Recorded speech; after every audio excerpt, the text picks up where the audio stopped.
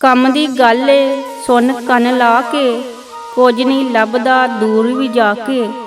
ਉਹ ਸਦਾ ਲਈ ਖੱਜਲ ਹੋਇਆ, ਵਿਰਸਾ ਜਿਹੜਾ ਗਿਆ ਬੁਲਾ ਕੇ।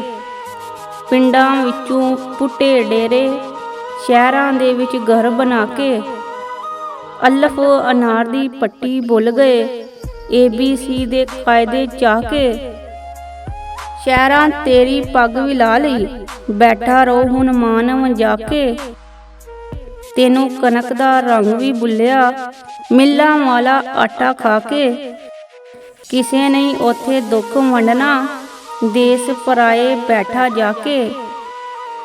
ਇੱਥੇ ਚਾਚੇ ਤਾਏ ਤੇ ਫੁੱਫੀਆਂ, ਉੱਥੇ ਦਸ ਹਾਂ ਕੋਈ ਬਣਾ ਕੇ। ਸਾਫ ਸ਼ਫਾਫ ਹਵਾ ਤੂੰ ਗਇਓ, ਇੰਜਨ ਵਾਲਾ ਧੂਆਂ ਖਾ ਕੇ।